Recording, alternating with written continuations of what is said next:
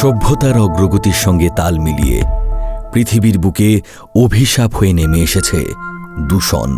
দূষণের অন্যতম কারণ মনুষ্য উৎপাদিত বর্জ্য, এমন বর্জ্য যা প্রকৃতির মধ্যে তার উপাদান হিসেবে বিলীন হতে পারে না, উপরন্তু প্রকৃতিকে করে কলুষিত। মাটি হয় বন্ধ্যা, জল হয় বিষাক্ত, আর বাতাস শ্বাস নেওয়ার অযোগ্য। জীবনযাত্রা আধুনিক হওয়ার সঙ্গে পাল্লা দিয়ে বাড়ছে বর্জ্যের পরিমাণ। প্রতিদিনের ক্রমবর্ধমান কঠিন বর্জ্যের পরিমাণ সভ্যতার অশনি সংকেত।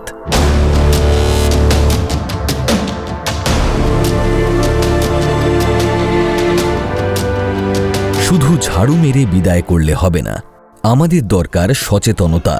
আমাদের জানা উচিত কঠিন বর্জ্যের উৎস ও প্রকৃতি। আমরা বর্জ্য বলতে কাকে বলবো?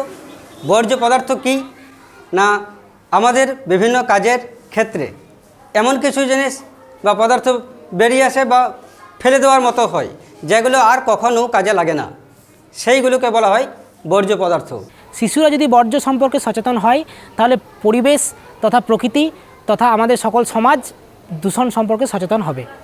বর্তমানে পাঠ্যক্রমের অন্তর্ভুক্ত করা হয়েছে বিভিন্ন ধরনের বর্জ্যের শ্রেণীবিভাগ, বর্জ্যের ব্যবস্থাপনা এবং পুনর্ব্যবহার। বাজার থেকে যেমন সবজি কিনে নিয়ে আসি, সেই সবজির যে শাক সবজি সেগুলো হয়তো যে খোসাগুলো, ওগুলো গোবর মাটি খড় সব আমরা পাতা, সেগুলো সব এক জায়গাতে আমরা সার হিসেবে রেখে দিই। হ্যাঁ, এবং প্লাস্টিক বা এই সেগুলো এক জায়গাতে রেখে দিই, সেগুলো আবার পরে আমরা বিক্রি করে দিই। এই পচনশীল আর অপচনশীল, এই যে দুটো ভাগ, এই ভাগটা বোঝানোর জন্য আমরা পাড়ায় পাড়ায় গিয়ে আমরা সচেতনতা বৃদ্ধি করেছি যে পচনশীল কোন বস্তু, অপচনশীল কোন বস্তু। এই দুটো করে বালতি দিয়েছিলাম, একটা সবুজ একটা নীল। এই দুটো বালতিতে পচনশীল এবং অপচনশীল কোন বালতিতে ফেলবে সেটা আমরা ব্যাপক প্রচার চালিয়েছিলাম।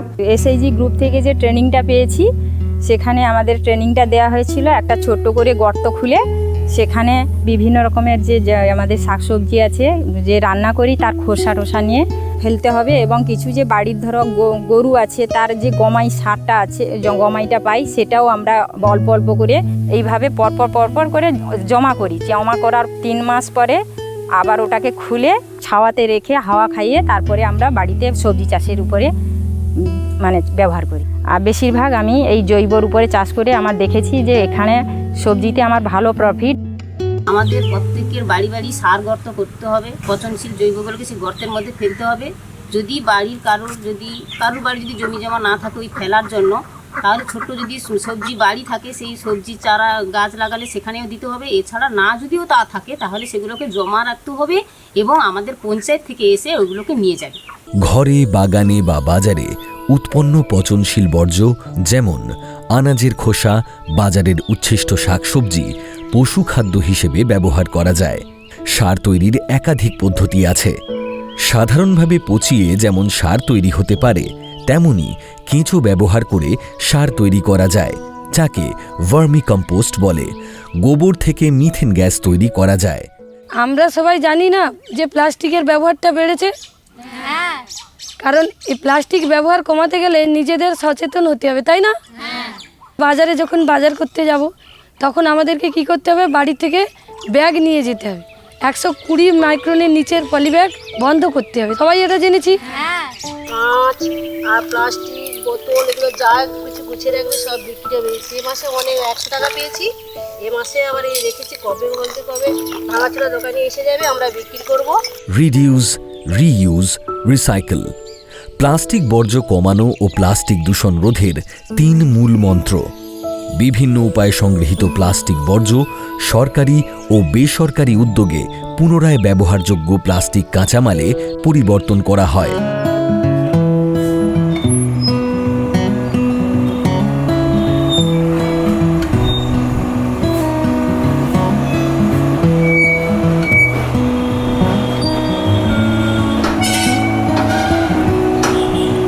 এক্ষেত্রে বলে রাখা ভালো, কাগজ, কাঁচ ও ধাতুও পুনর্ব্যবহারের উপযোগী করে তোলা যায় সহজেই।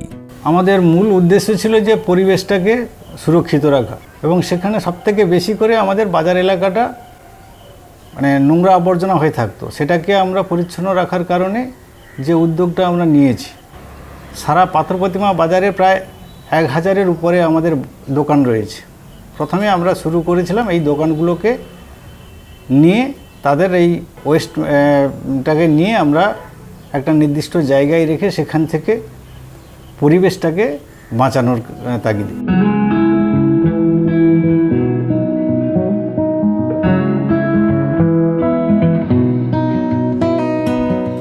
গ্রাম পঞ্চায়েতে ভোরের আলো নির্মল উদ্যান SLWM এর একটা প্রজেক্ট চলছে। এবার সকাল থেকে আমাদের কাজ চলে, যে প্রত্যেক মানে মার্কেট থেকেও মাল আসে, প্লাস বাড়ি বাড়ি থেকে কালেকশন করা হয়।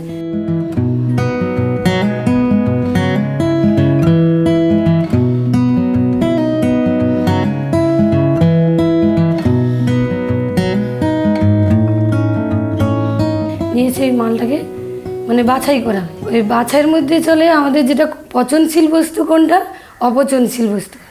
এবার পচনশীল বস্তু নিয়ে আমাদের সারের কাজে লাগানো হবে। অপচনশীল বস্তুগুলো এবার তো অনেক জায়গায় পড়ে থাকে, এগুলো এক জায়গায় যেহেতু নিয়ে এসেছি, ওইগুলো থেকে বাছাই করে আমাদের যে কাবাড়িওয়ালা আসে ওদেরকে বিক্রি করতে হবে।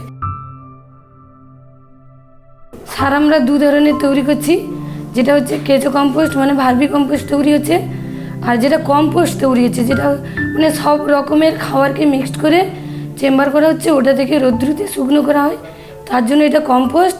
প্রতি মাসে আমাদের যারা ওয়ার্কার আছে তাদের একটা মানে পারিশ্রমিক দিতেই হয়। তো সে জায়গায় আমরা শুরু করেছিলাম প্রথমে যে বাজারে আমরা শুরু যেহেতু বাজার থেকেই করেছিলাম, বাজারের প্রত্যেকটা দোকান থেকে একটা পয়সা কালেকশন করে আমাদের গ্রাম পঞ্চায়েতে জমা হতো।